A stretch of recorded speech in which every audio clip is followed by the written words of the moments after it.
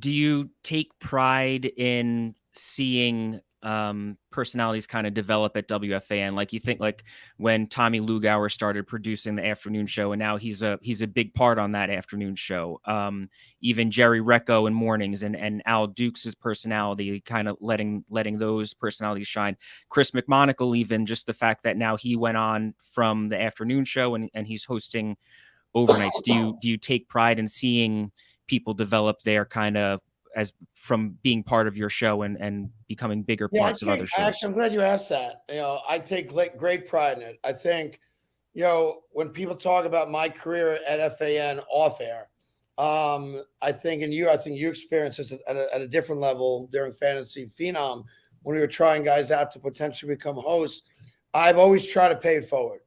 I've always tried to be the guy in the room, no matter how successful I was, that had an open door, that gave other guys opportunities. Like, as much as obviously you need to have an ego and think highly of yourself to do what we do, I was never afraid of new talent coming in.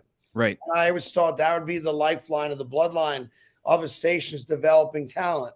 So if you look back on my career, going back to 2007, like creating the warm-up show, for Al and Jerry, giving everyone in the room a microphone and a voice with no rules, open microphone, use it.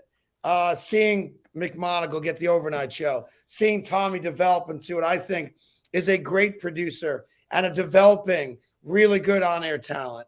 And the opportunities that, whether it's through me and Boomer and me and Evan, that we were able to create for younger guys, I'm very proud of that. And when I see those guys, on the air now with regularity and excelling, I'm not going to lie to you, I feel really good about it because I know I had a hand in it.